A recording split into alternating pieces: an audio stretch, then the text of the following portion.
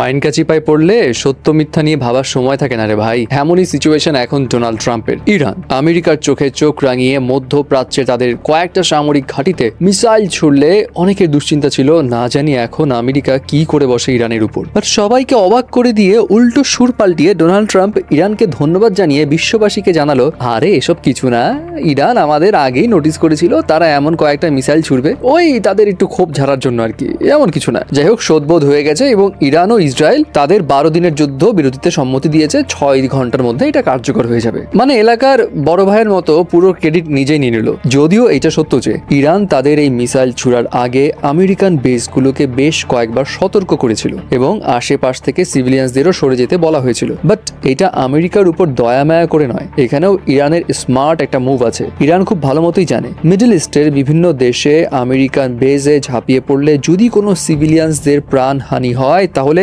ইসরায়েলের গোয়েন্দা সংস্থা মোসাদের লোকজন মধ্যপ্রাচ্যের হর্তাকর্তাদের মনে ইরানকে ঘিরে বিষ ঢেলে দিবে এবং এটা মধ্যপ্রাচ্যে একটা অস্থিতিশীল সিচুয়েশন ক্রিয়েট করবে যেখান থেকে পিছিয়ে ফেরার কোনো উপায় নেই। যাই হোক, কিন্তু মজার বিষয় হলো ডোনাল্ড ট্রাম্পের এই যুদ্ধ বিরতির ঘোষণা দেওয়ার পরপরই ইসরায়েল দাবি করেছে যে ইরান তো কথা শুনলো না ভাই, আবার তো ঝাঁপিয়ে পড়লো। দ্যাট মিনস বুঝাই যাচ্ছে ইরান যুদ্ধ বিরতিতে সম্মতি হয়নি। এছাড়া ইরানের পররাষ্ট্রমন্ত্রীও বলেছে তারা যুদ্ধ বিরতিতে এখনো সম্মতি হয়নি। ইসরায়েল যদি তাদের অবৈধ আগ্রাসন বন্ধ না করে তাহলে এই যুদ্ধ বন্ধ হওয়া সম্ভব না এবং তারা ফাইনাল ডিসিশন ভেবে চিনতে তারপর জানাবে। ওয়েল, দ্যাট মিনস প্রশ্ন হলো ডোনাল্ড ট্রাম্প কেন তাহলে এমন ডাহা মিথ্যা কথা বললো? এর পিছে কয়েকটা কারণ থাকতে পারে। ডোনাল্ড ট্রাম্প যেহেতু যুদ্ধ নয় শান্তি আনবো এই স্লোগানে সামনে রেখেই ভোট নিয়ে প্রেসিডেন্ট হয়েছে আমেরিকার, আবার নিজেই ইরান ইসরায়েলের মাঝে ঢুকে বেশ প্যাচ লাগিয়ে দিয়েছে। তাই তার দলের লোকজন থেকে শুরু করে কংগ্রেস, তারপর সাধারণ জনগণের অনেকে তার উপর অসন্তুষ্ট ছিল। আন্তর্জাতিক মহল থেকেও ডোনাল্ড ট্রাম্পের এমন স্টেপকে অবৈধ বলা হচ্ছিল,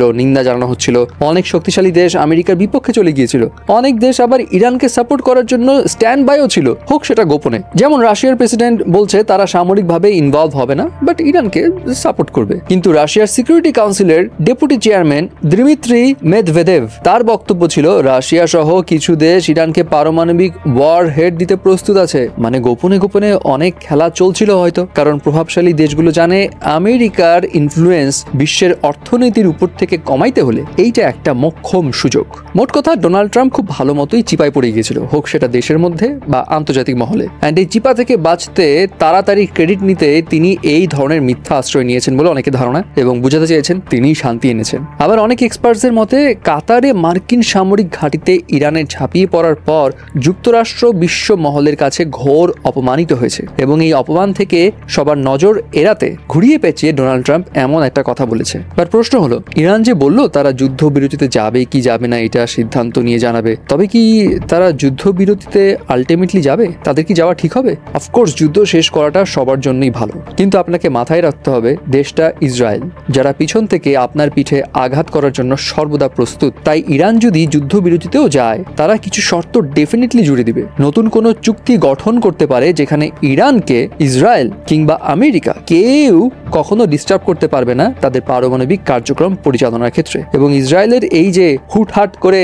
যখন তখন নাক গলানো, অ্যাটাক করা, এগুলোও বন্ধ করতে হবে। আর যদি ইসরায়েল এটা না মানে তাহলে ইরান যুদ্ধ বিরতিতে যাওয়ার পর ইসরায়েল ইরানের উপর ফুল প্রিপারেশন নিয়ে আরো শক্তিশালী হয়ে ঝাঁপিয়ে পড়তে পারে, এই সম্ভাবনাও কিন্তু প্রবল। সো সিচুয়েশন এখন দুপক্ষেরই অনেকটা ডু অর ডাই টাইপ। দেখা যাক কি হয় আসলে।